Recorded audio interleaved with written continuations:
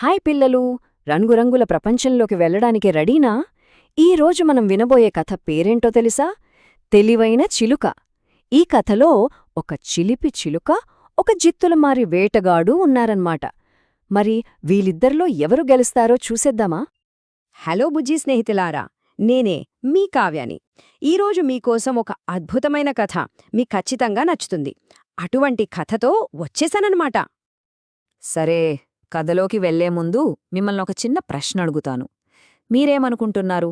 ఎవరెక్కువ తెలివైన వాళ్ళు? అబ్బో, పెద్దగా బలంగా ఉండే వేటగాడా, లేకపోతే చిన్నగా రంగురంగుల్లో భలే ముద్దుగా ఉండి చిలుకా? ఏమంటారు? ఆలోచించండి. ఇంకెందుకు ఆలస్యం? పదండి, మన కథలోకి చక్కగా దూకేద్దాం. ముందుగా మన కథలో హీరో ఎవరో తెలుసా? ఆ తెలివైన, అందమైన చిలుకనే. దాని కలుద్దాం పదండి. సో మన కథలో రెండు మెయిన్ క్యారెక్టర్స్ ఉన్నాయన్నమాట.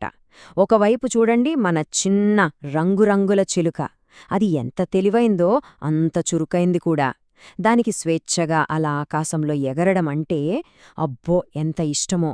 మరోవైపు ఒక పెద్ద జిత్తులమారి వేటగాడున్నాడు. తను చాలా బలవంతుడు, కాని తన కళ్ళన్నీ ఎప్పుడూ ఆ చిలుక మీదే. ఎలాగైనా సరే దాన్ని పట్టుకోవాలని తెగ చూస్తున్నాడు.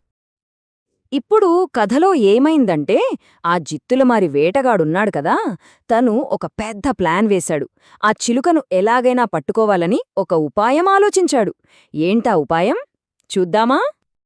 ఒకరోజు చక్కగా ఎండ కాస్తోంది. అప్పుడు ఆ వేటగాడు నెమ్మదిగా అడవిలోకి వెళ్ళాడు.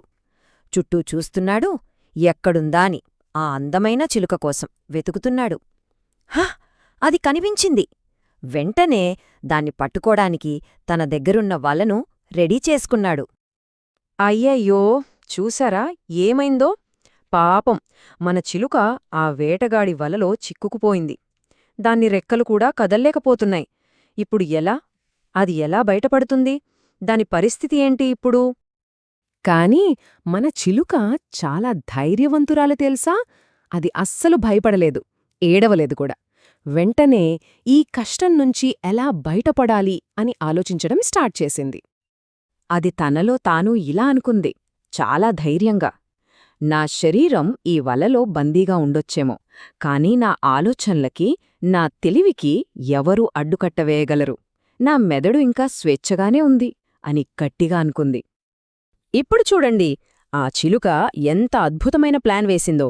స్టెప్ 1, ముందుగా వేటగాడితో నా రెక్కలు చూడు ఎంత అందంగా ఉన్నాయో అని చెప్పాలి. స్టెప్ 2, వాటిని దగ్గర్నుంచి చూడమని అడగాలి. స్టెప్ 3, తర్వాత నా కాళ్ళు ఇంకా అద్భుతంగా ఉన్నాయని చెప్పి వాటిని కూడా చూడమని అడగాలి.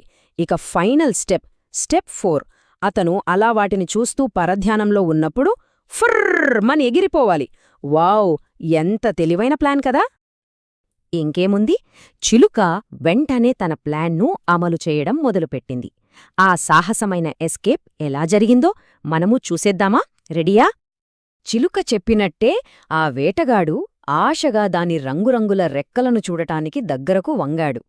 అబ్బా, ఎంత బాగున్నాయో అనుకుంటూ మైమరిచిపోయాడు. ఆ తరువాత దాని కాళ్లని చూడటానికి ఇంకా దగ్గరకొచ్చాడు. అతని దృష్టి మొత్తం ఆ చిలుక అందం మీదే ఉంది. హుర్ర్! అదే కరెక్ట్ టైం. మన చిలుక రెక్కలు విప్పి ఒక్కసారిగా ఆకాశంలోకి ఎగిరిపోయింది. హమ్మయ్యా, చివరికి దానికి స్వేచ్ఛ వచ్చేసింది. ఆ వేటగాడు పాపం అలా నోరు తెరిచి ఆశ్చర్యంగా చూస్తూ ఉండిపోయాడు.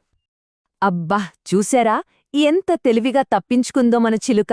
మరి ఈ అద్భుతమైన కథ నుండి మనం ఏం నేర్చుకోవాలి?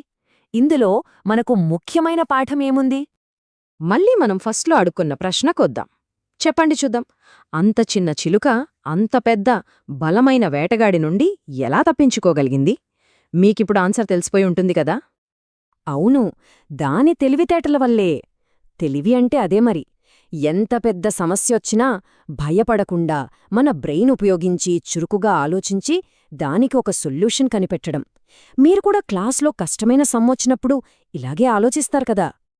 సో ఈరోజు మనం నేర్చుకున్న ముఖ్యమైన విషయాలు ఏంటంటే, 1, మనకున్న అతిపెద్ద బలం మన బ్రెయిన్. 2, సమస్య ఎంత పెద్దదైనా సరే తెలివిగా ఆలోచిస్తే దాన్ని దాటేయొచ్చు. 3, ఎప్పుడూ గుర్తుంచుకోండి, బాడీ పవర్ కన్నా బ్రెయిన్ పవర్ చాలా గొప్పది. థాంక్యూ పిల్లలు, ఈ కథను ఇంత ఇష్టంగా విన్నందుకు. రేపు మరో మంచి కథతో మళ్ళీ మీ ముందుకొస్తాను. అప్పటివరకు బాయ్ బాయ్.